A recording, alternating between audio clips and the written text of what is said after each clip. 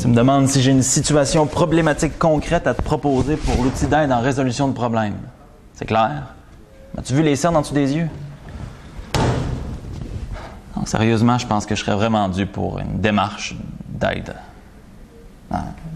Les études à temps plein, le travail, la blonde, les loisirs, les amis. On dirait que ces jours-ci, c'est toutes des choses qui sont incompatibles entre elles dans ma vie. Et en plus, ma blonde me parle de plus en plus d'avoir des bébés. Je veux bien, mais quand est-ce qu'on va trouver le temps de s'en occuper? Bref. C'est quoi ta démarche de résolution de problème? Résoudre un problème complexe est un peu comme parcourir un labyrinthe. Certaines voies amènent à des cul-de-sac. Il faut donc revenir en arrière et essayer une autre voie. Si on n'est pas attentif au carrefour ou si on ne note pas les nouvelles pistes qui s'ouvrent, on risque de s'égarer. Pour résoudre un problème, comme pour sortir d'un labyrinthe, on a besoin de bien connaître le domaine du problème. Mais ce n'est pas suffisant. On a aussi besoin de stratégies efficaces pour guider sa démarche. Il n'existe malheureusement pas de méthode magique qui garantisse la résolution de tout problème. Par contre, en adoptant une démarche méthodique, on maximise nos chances de régler les situations qui nous dérangent.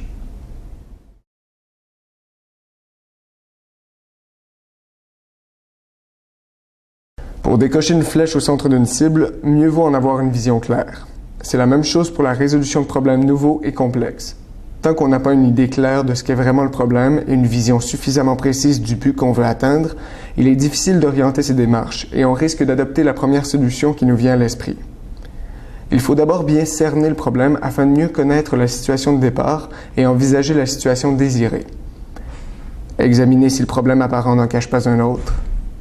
Préciser la situation qui fait problème, décrire en quoi elle fait problème, faire le tour du problème, dresser un inventaire des informations disponibles, des informations à rechercher et des informations inaccessibles.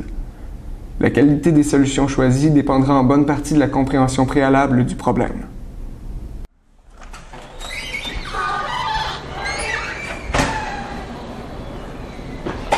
Tu veux que je réponde à ces questions-là devant la caméra, c'est ça? OK, allons-y. Dans le fond, j'ai l'impression de manquer de temps, de toujours être en train de courir, de ne pas avoir assez de temps pour moi. J'arrive pas à concilier les études, le travail, puis ma vie personnelle. J'en ai trop sur les épaules, donc je m'épuise. Puis en plus, quand j'étudie, j'arrête pas de me dire que je devrais travailler. Puis quand je suis au travail, j'arrête pas de planifier ma fin de semaine. Puis quand vient la fin de semaine, je suis toujours en train de penser qu'il faudrait que j'étudie. Ouais. J'avoue que la question, le problème en cache-t-il un autre, ça me fait réfléchir. C'est vrai que j'ai jamais été le gars le plus organisé au monde. Mais, en y pensant bien, peut-être que mon problème n'est pas tant que j'en fais trop, mais plutôt que j'arrive pas à organiser assez efficacement mon temps. Je vais vérifier quelque chose. OK? Tu peux fermer la caméra en attendant.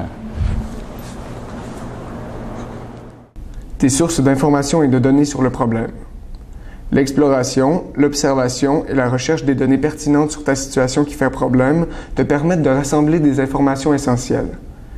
Deux autres stratégies à considérer consistent à rechercher aussi largement que possible tous les facteurs impliqués dans une situation problème plutôt que seulement les plus évidents, à s'informer du point de vue des autres personnes impliquées dans la situation problème. Bon. J'ai essayé de mettre tout ce que je fais dans une semaine dans un calendrier avec le temps de chaque activité. J'arrive à tout faire rentrer dans la grille horaire, mais c'est limite. Ça laisse aucune place aux imprévus. Retard d'autobus, visite surprise de la belle-mère. Donc, c'est clair que j'ai un problème d'organisation de mon temps. Mais de mettre ça comme par écrit dans un calendrier, ça m'a fait réaliser que j'ai aussi un problème de surcharge d'activité. Alors voilà. Devant la caméra, j'avoue au monde entier que ma blonde avait raison. Il faudra que je coupe quelque part. Excusez. Est-ce que vous pensez que... Chercher une solution à un problème nouveau pour soi, c'est comme entrer dans un territoire inconnu. Si l'on ne se donne pas des points de repère, si l'on ne dresse pas une carte des lieux au fur et à mesure qu'on avance, on risque de se perdre et de tourner en rond. Quel que soit le mode de résolution employé, logique, intuition, tâtonnement ou combinaison quelconque de ces trois modes, la démarche vers la solution a avantage à être organisée si l'on veut limiter les démarches inutiles. OK, tout le monde. J'ai un problème de gestion de mon temps, fait que je cherche des solutions. Pouvez-vous m'aider? Dans le fond, tu pourrais couper ton nombre de cours à chaque session, déjà. Oui, ou tu pourrais utiliser un calendrier, comme tu l'as fait tantôt. Comme ça, tu pourrais planifier ton nombre d'heures de travail, d'études puis de loisirs, mais respecte-le. As-tu pensé vérifier ta méthode de travail? Ça pourrait t'éviter de perdre beaucoup de temps. Ou tu pourrais réduire ton nombre d'heures de travail par semaine. Il faudra aussi que tu fasses un tri dans tes loisirs, dans tes activités, puis que tu identifies tes priorités. Ou encore mieux que ça, lâche ta blonde.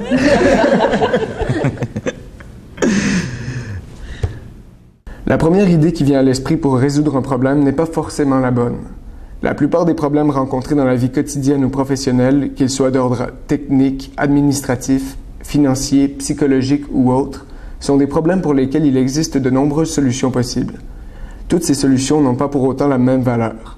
Certaines solutions ne sont que des réparations temporaires, d'autres créent plus de problèmes qu'elles n'en résolvent, d'autres enfin ne montrent leurs avantages qu'à long terme. Avant de continuer le tournage, je propose qu'on prenne une pause. Là. De toute façon, 5 heures arrivent. Là. Je pars avec vos idées. D'ailleurs, merci pour vos idées, là, bonnes et moins bonnes.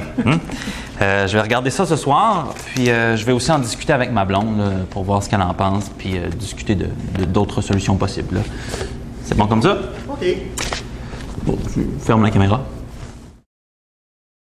Si la phase de production des idées a été très fertile, on peut se trouver avec plusieurs dizaines d'idées de solutions potentielles plus ou moins élaborées. Le but n'est pas d'éliminer des idées pour en dégager la meilleure, mais plutôt de comparer, modifier, améliorer et construire une solution à partir de l'ensemble des idées disponibles. Cette étape consiste donc à déterminer les forces et les faiblesses des idées de solutions produites de façon à optimiser les unes et minimiser les autres. Réduire les options à un groupe d'options réalistes et réalisables. Sélectionner les options les plus prometteuses et décider de celle qui sera développée. Il y a de nombreux types de critères différents selon la nature du problème, la qualité et la quantité des alternatives de solutions et l'importance de la décision à prendre. La détermination des critères d'évaluation des idées de solutions est donc un processus très spécifique à la situation. Cependant, un certain nombre de catégories de base reviennent souvent. Les coûts. Coûts financiers, économiques, énergétiques et autres en relation avec les disponibilités de même ordre comme le budget, l'expertise, l'effort qu'on est prêt à fournir, etc. Combien la solution coûte-t-elle? Est-on en mesure de se l'offrir? Le temps. Quelle est l'urgence? Combien de temps ça prendra pour rendre la solution opérationnelle? La solution fait-elle gagner du temps? La faisabilité. La solution est-elle applicable concrètement dans le contexte donné? L'acceptabilité. La solution plaira-t-elle aux personnes impliquées? Sera-t-elle utilisée? Rencontrera-t-elle de la résistance? L'utilité. La solution apporte-t-elle quelque chose de plus? Quel est le bénéfice? Tous les critères n'ont pas le même poids. La pondération des critères est une opération qui consiste à accorder une valeur différente à ces derniers en fonction de leur importance respective dans la décision finale, sans oublier le choix du cœur. Parmi les critères retenus, il est essentiel de distinguer entre les critères indispensables, c'est une condition essentielle pour l'acceptation d'une option, et les critères souhaitables, à la limite, on peut faire sans. Après avoir utilisé les critères les plus importants, on est en mesure d'analyser la valeur des différentes alternatives de solutions présentes. L'utilisation d'une grille d'évaluation pour faciliter l'opération de choix peut être très utile dans le cas de choix multicritères complexes. Pour utiliser une telle grille, il faut se donner un système de cotes ou échelle de valeur. Un système simple est préférable, surtout si l'on n'est pas très expérimenté en la matière. OK. Je me suis fait ma propre grille d'évaluation. Je n'ai pas utilisé exactement le même type de pondération que pour ton exemple parce que ça ne s'appliquait pas si bien que ça à ma situation, mais ça m'a vraiment aidé à y voir plus clair. Je peux déjà éliminer 2-3 idées, y compris celle de quitter ma blonde. C'est clair que je dois aussi tenir compte de mes besoins financiers. Je peux pas réduire trop mon temps de travail si je veux que mon futur bébé ait de quoi manger. Et puis, je vois bien que 3 autres idées se démarquent. Je peux facilement m'en inspirer pour faire mon plan d'action qui combinerait les idées principales. Ouais, c'est pas si fou que ça, ta démarche, finalement. Selon l'envergure du projet, le nombre d'obstacles à surmonter et la quantité de personnes à convaincre, la planification de l'action peut être très simple ou très complexe. Le temps consacré à planifier son action permet de se concentrer sur les nombreux facteurs qui aident au succès. La préparation d'un plan permet aussi d'anticiper les difficultés et de penser aux moyens de les contourner, et de prendre en considération les détails et petits écueils qui font parfois échouer les meilleurs projets quand on ne les a pas prévus. Identifie tes sources de support et de résistance. Qui? Quelles sont les personnes susceptibles d'apporter quel support? Quelles sont les personnes susceptibles d'entraver, de nuire, de s'opposer au projet? Quoi? Quels sont les objets, les choses ou les activités qui peuvent t'aider? Quels sont ceux qui peuvent gêner la progression des choses? Quand et où? Y a-t-il un temps et un lieu particulièrement propices? Date, échéance? Comment? Quelles sont les actions à entreprendre et les choses à ne pas faire? Pourquoi? Quels sont mes arguments pour défendre mon projet? Quels sont les arguments qu'on pourrait m'opposer? Une fois ces éléments identifiés, on peut planifier un plan d'action. On se fixera donc des objectifs, des tâches et des échéances claires. On verra aussi à évaluer de temps à autre l'efficacité de ces actions sur la résolution du problème. Au besoin, on réajustera le tir en révisant les options identifiées préalablement. OK. Prendre 4 cours à la prochaine session au lieu de 5. Je vais étirer un peu la durée de mes études, mais ça va m'éviter d'abandonner à cause d'une surcharge de travail. Envisager de prendre un cours à distance pour réduire la durée du transport et puis gérer mon temps de travail selon mon horaire. En début de chaque semaine, planifier mon horaire en bloquant des temps de loisirs et des temps d'études selon la durée de mes cours ou de mon travail. Et couper le bowling, de toute façon, c'est un sport trop extrême pour moi. Donc, on commence par ça. Je pense que c'est déjà un très bon début. Je ne veux pas trop m'imposer de changement d'un seul coup parce que je me connais. Si ça devient trop compliqué puis exigeant, je vais tout abandonner puis je vais revenir à mes vieilles habitudes. Donc, un pas à la fois. Comme l'être humain n'est pas composé que de raisons, les émotions, les sentiments, les croyances et les attitudes jouent un rôle important dans notre façon d'aborder les problèmes. Nous ne sommes pas tous des héros au sang-froid, imperturbables et immunisés contre le découragement. Bien au contraire, la crainte de l'inconnu, l'intolérance de l'incertitude et la hâte de régler ce qui nous inquiète ou nous déplaît nous précipitent vers l'avant, nous font enfiler le premier couloir qui se présente, adopter la première idée qui vient à l'esprit.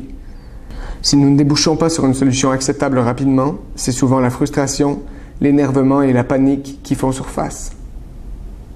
Les stratégies d'ordre affectif à appliquer durant ta démarche.